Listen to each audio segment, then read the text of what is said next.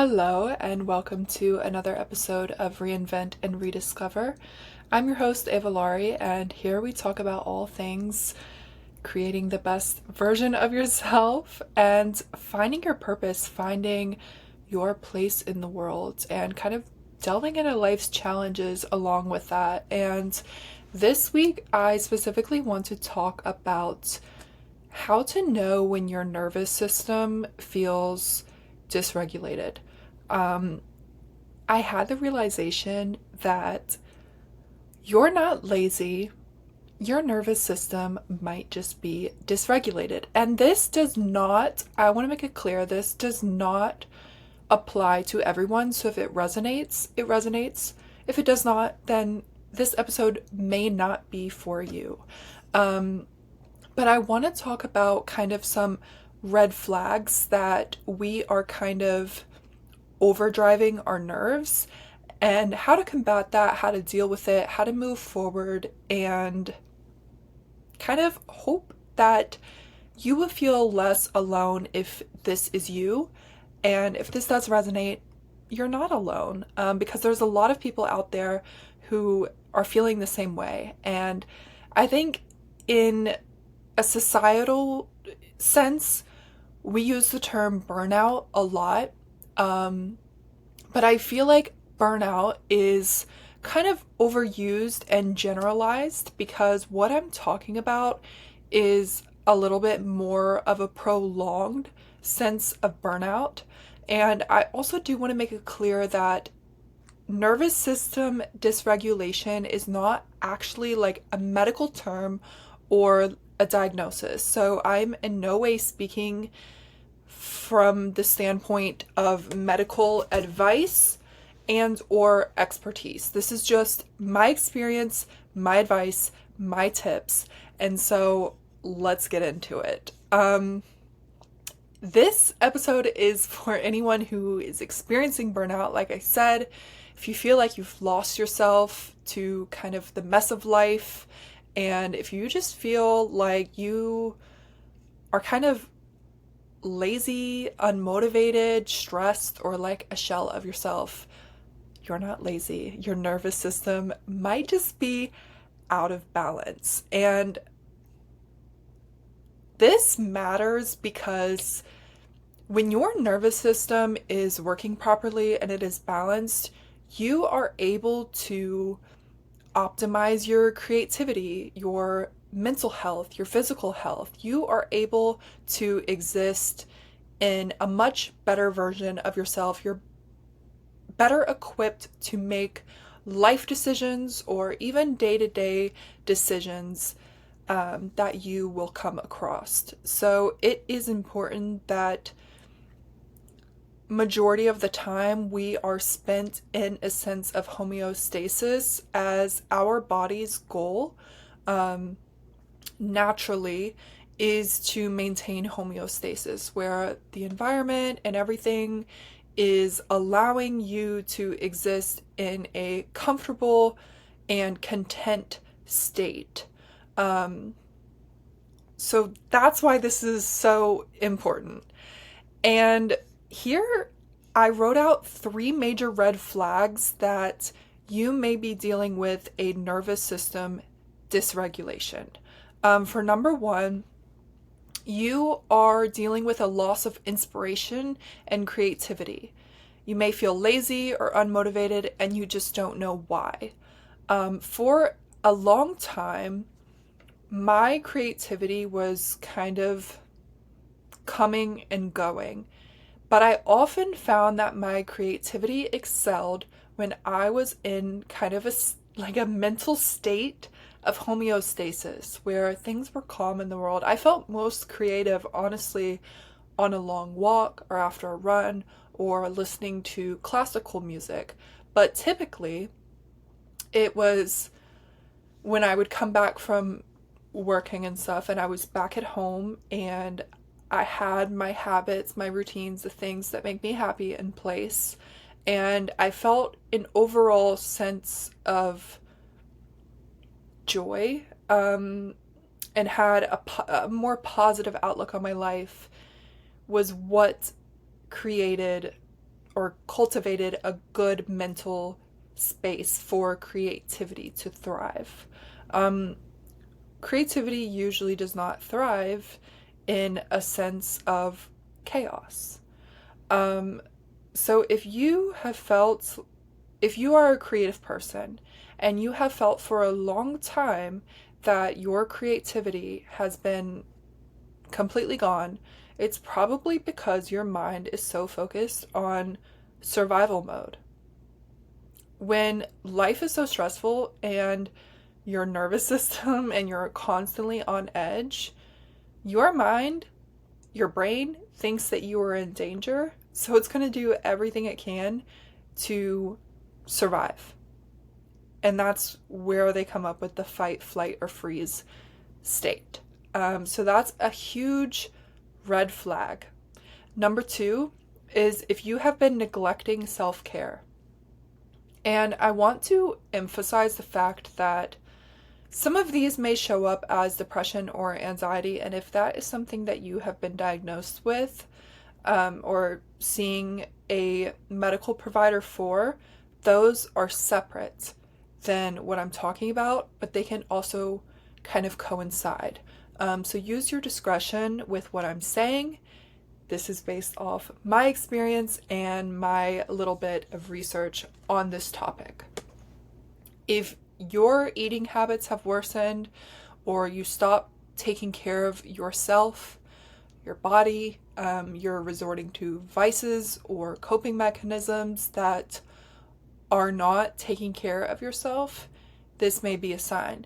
And you know why? Like I said about your brain focusing on keeping yourself alive and being in survival mode, your brain is now viewing all the extras as a chore. It's going to take so much more energy to want to brush your teeth and be hygienic and take care of yourself and sleep well.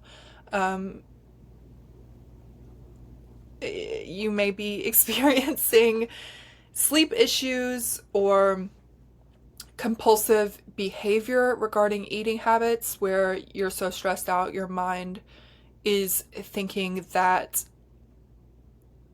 based on survival mode, that maybe your brain thinks that you are starving, so you'll start overeating, or you'll be so stressed out that your appetite will go away and you won't eat, or you'll be so focused on calming your nervous system down day to day that you won't have the energy to eat, and you'll put that on the back burner.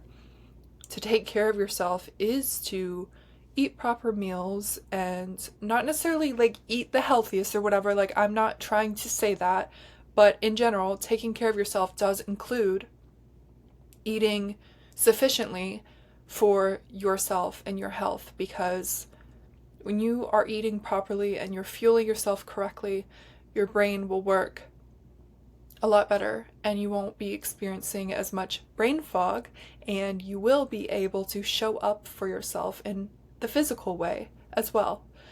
So the third red flag I wrote down is persistent stress. If you are constantly feeling on edge or nervous, even during mundane activities, okay? I definitely noticed that I felt like I was constantly sitting on the edge of my seat. It took one thing and I was blowing up. I was irritable, constantly quick to anger, and that's not of my nature to be quick to anger. It is something I feel like I grew up around, is people who were quick to anger. However, it is something I've spent a long time unlearning, and I feel like my natural state is pretty content, pretty calm, even tempered. So when I was feeling like I was snapping at people and constantly irritable, I was always agitated about something, and sometimes I could not even pinpoint what was irritating me, but I constantly felt in a state of negativity and irritability, and I could not pinpoint it. But like I said, I knew that was not normal for me. And then, so those are the three major red flags. If you are experiencing one or all of those, you might need to reflect on your life and your triggers potentially. But there's also some other signs that I noticed from my experience that I knew something was out of balance in regard to my nervous system. So, some other signs are dissociation or emotional numbness. I realized that day in and day out, I had that blank stare and I would just zone out. Like, literally would zone out all the time, especially at work. Sometimes I would look through people or driving. I felt like I was mentally never actually present because I was trying so hard to keep myself calm that I had to dissociate in order to be calm. Another thing, sleep issues. This can kind of go on either end of the spectrum. Maybe you're experiencing insomnia where you cannot sleep at night. You know why? Your nervous system is focused on all of the anxieties and stress that it's keeping you up at night. Your brain is still running. It's not able to actually relax. So you may also have difficulty relaxing. That's another sign. Or perhaps you are oversleeping. And that's kind of a coping mechanism for all the chronic stress that you are currently enduring. There was time periods where I kind of experienced both, but one time I visited home after working for a while and was stressed out, and I slept for 18 hours straight. My parents were so concerned. And that was normal for me. Probably once a month or twice a month, I would sleep for 16 to 20 hours straight. And I mean actually sleep. Like, not just lay in bed and kind of have a rot day. I would actually be asleep for 16 to 20 hours. And when I think about that, that is insane. But I digress. Another sign that you may need to watch out for, like I was talking about a minute ago, is irritability in general or compulsive behaviors like overeating, binge eating, overworking. If you are trying to calm yourself down, so you are, I use overworking kind of in a general sense, but for me, I was training really hard for this marathon, but I used the gym and physical activity as a coping mechanism. So I was working out all the time. I was doing too much because that was when my brain was actually quiet, was when I was running or working out or training. So if you feel like you are just constantly needing to go relieve yourself of stress by going to the gym or constantly going on a run or constantly walking, think about what you may be avoiding in your brain, because maybe you are running from something. Another thing with compulsive behaviors is perhaps substance use. All last year, like for the past year and a half, I kind of don't drink often anymore, much at all. If I'm gonna have a drink, it's like one or two on the weekends, every now and then. Like, it's a super casual thing for me, but I don't go out drinking. I don't go to bars, whatever. But I did notice when I was so anxious and just experiencing an overwhelming amount of stress, I started drinking more often. I would go buy wine on a random night, and there's nothing wrong with that. I'm not shaming anyone, but I noticed there was behavior not typical of me where I was using alcohol to relax and calm down because I felt like I needed an aid to kind of calm myself down.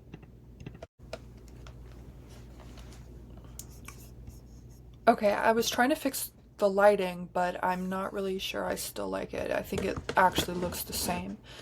Okay. So those are some signs and some major red flags that you should look out for. But I want to talk into what I actually mean by nervous system dysregulation. So if you have all those signs, your nervous system might be out of balance. Okay, we've clocked that. But what does that actually mean for you? Basically, it means, as I mentioned before, that you are probably living in fight, flight, or freeze mode for prolonged periods of time. Personally, I feel like I've done a mix of all of them. But it seems as though I was fighting a lot of stuff. I was trying to fight it. I was trying to combat it.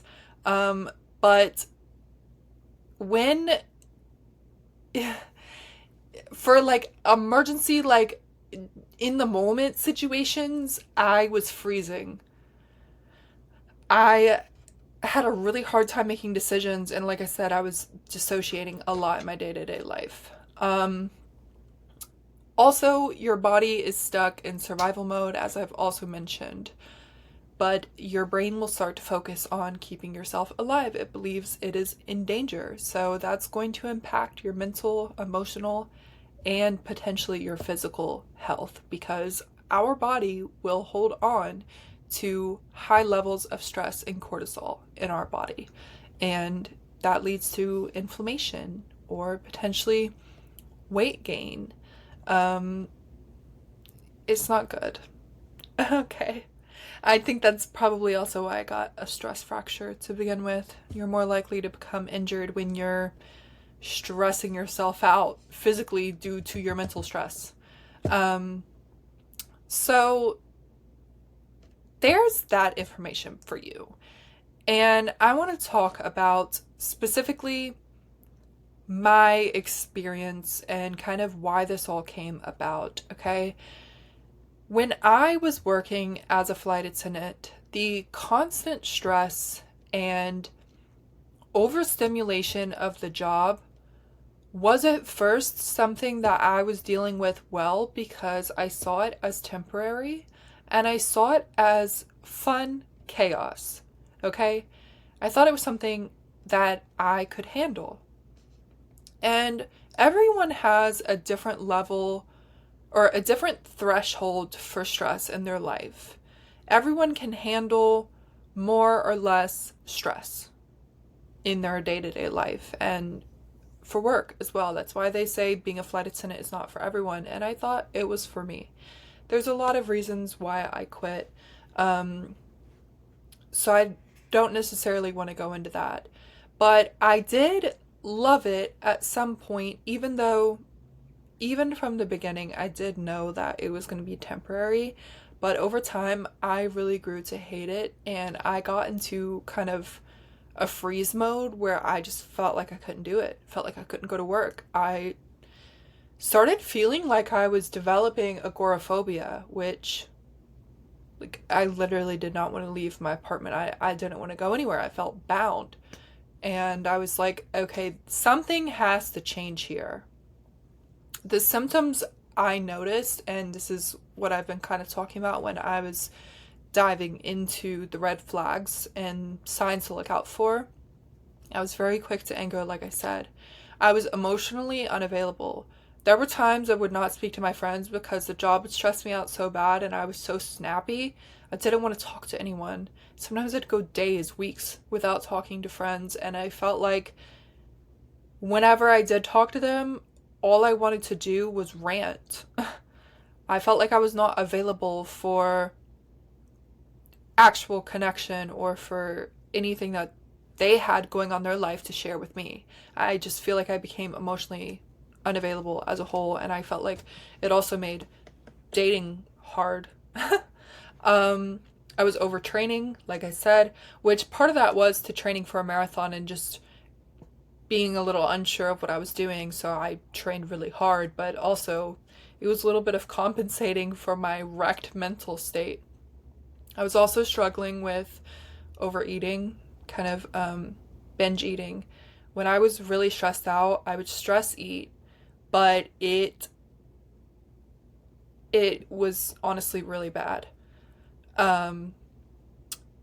And that kind of, there was a couple different factors why I was struggling with overeating, but I do think the stress from my job and my lifestyle was playing into it, because I noticed the nights where I would overeat was typically when I would get back from work or out on layovers. Yeah, it just became a coping mechanism. I was constantly having breakdowns. Like I said, I feel like I just mentally was unstable, so I was always having a breakdown. Like, I would cry on the way to work, cry at the gym, cry on the phone, cry all the time. But sometimes I didn't even know why I was crying. I was just breaking down. It'd be little inconveniences, and I'm breaking down, freaking out. That's just not normal. And lastly, I felt disconnected from myself and other people. I felt like I wasn't forming connections, but I also felt really disconnected from myself because I felt like my whole identity was rooted in my job, and I had no mental space for anything other than working my job and being stressed out over my job. I felt like all my mental space was on that. So my creativity fell behind, my motivation fell behind, and I was struggling to just keep up with the things I love and balance everything. So ultimately, I made the decision to quit my job. Of course, with careful thinking, planning, I did not make an impulsive decision to quit my job, and I do not recommend that you do. If you are in this position and you feel like your job is the culprit, I do not recommend immediately quitting your job. Okay, I don't want to be in charge of anyone like quitting their job because something I said. But I wanted to give my nervous system a space to heal and kind of reset my nervous system. So, two ways to reset your nervous system, or the two things that your nervous system needs, is rest and grace. You need to give your mind the place to heal.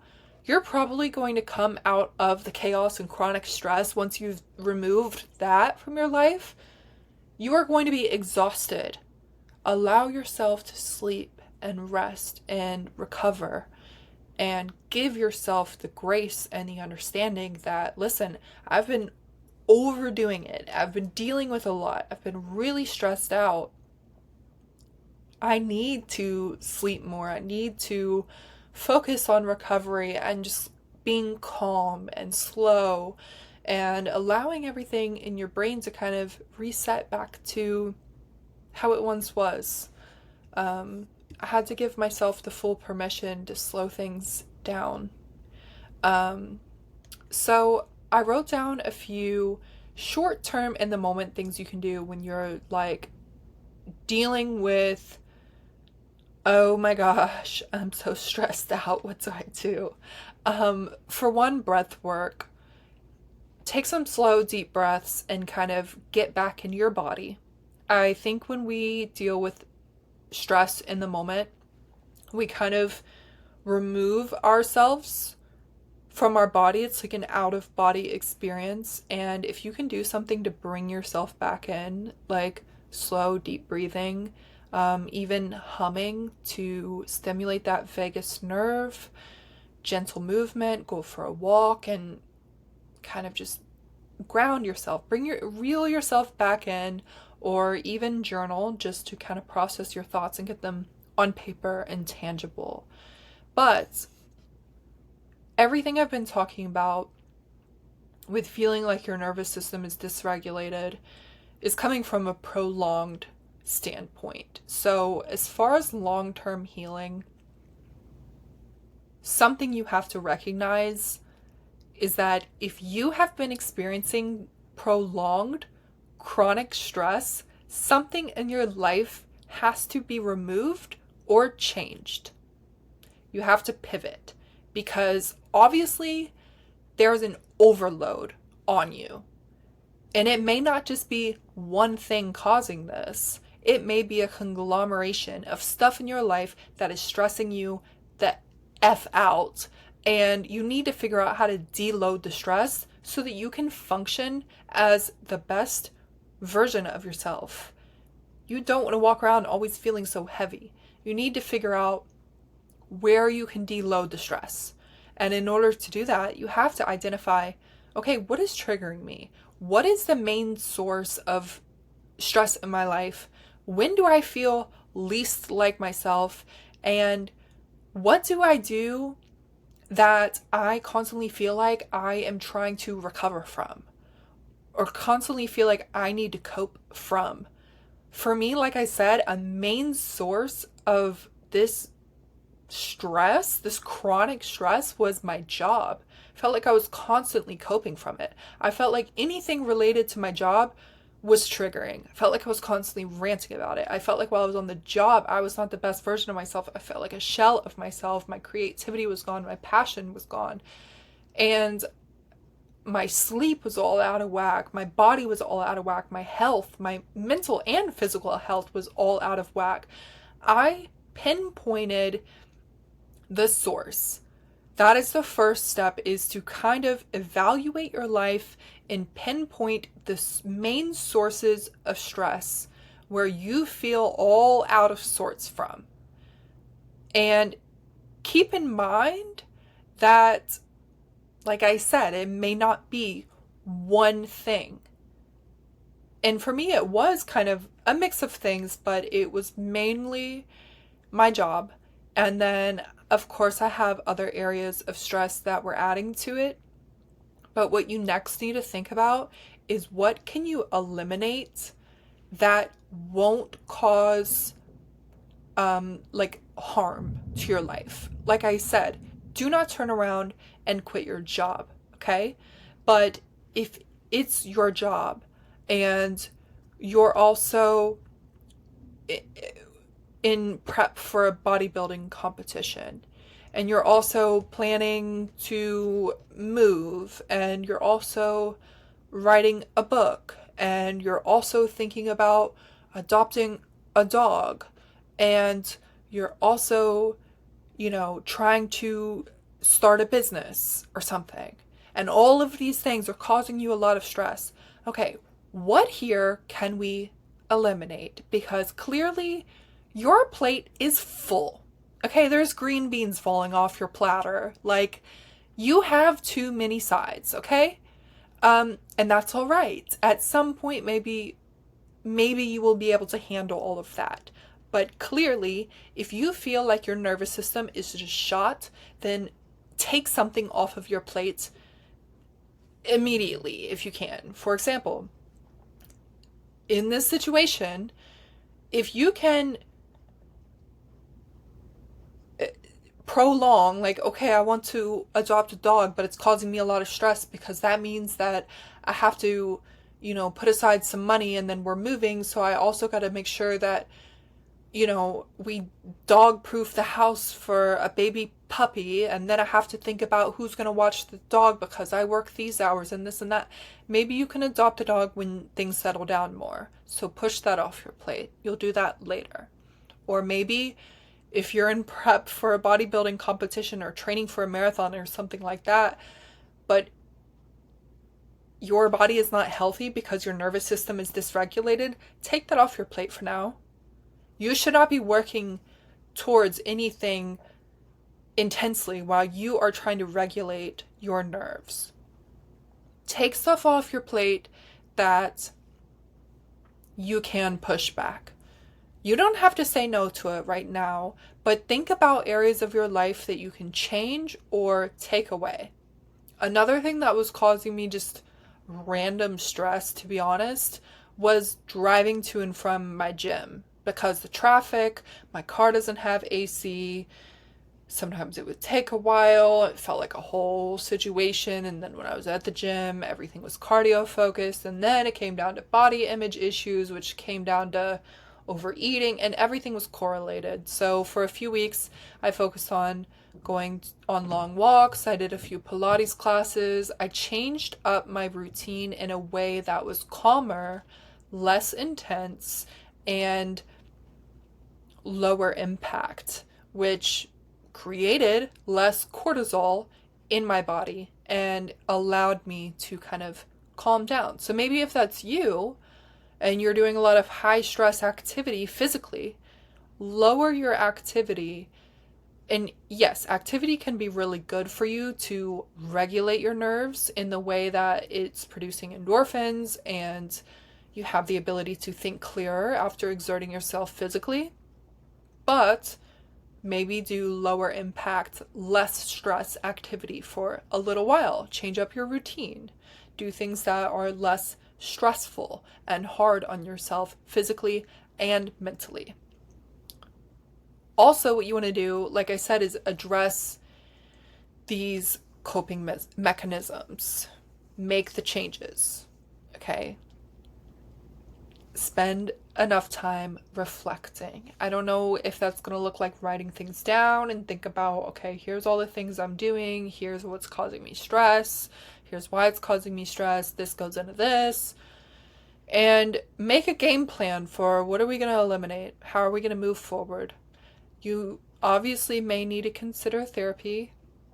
I probably should have, but I didn't because I kind of figured it out for myself. But regardless of the fact, you probably have to make some lifestyle adjustments in order to get your spark back, get yourself back. Another thing I was thinking about, like I said, of maybe doing lower impact activity or not, going into a bodybuilding prep or marathon training perhaps, which those may be good things for you. So leave those in your life if they're not causing you stress. Leave those in your life if they are good and productive for you. Because training for a marathon really did help me mentally. It really, really did. But if it is something where you feel like it's causing you extra unneeded anxiety and you're running yourself into the ground, you're not healthy enough to do it. Mentally or physically, like you're going to get injured. You're going to run your body and your mental health into the ground if it's causing you stress and it's creating a negative impact in your life. So use your discretion when it comes to if you have a physical like fitness challenge or goal that you are training towards.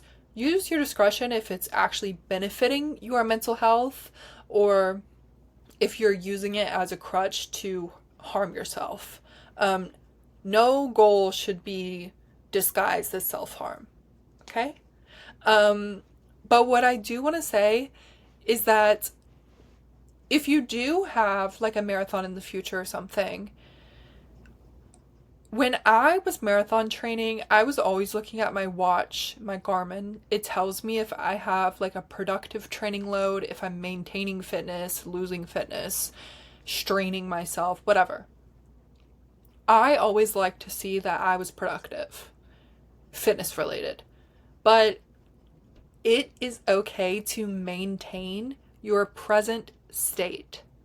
Maintenance is okay. I feel like our society pushes productivity down our throats all the time, where if you're not productive, you're backtracking, you're, doing a disservice to yourself.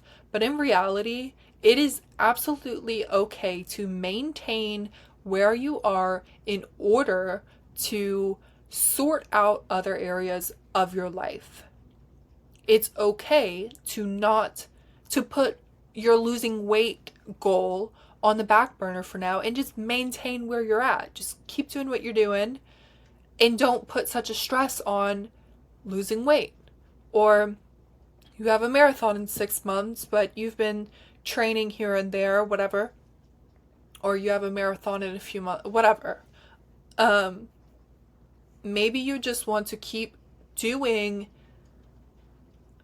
enough runs a week where you feel like you're maintaining fitness. Like you'll be fine.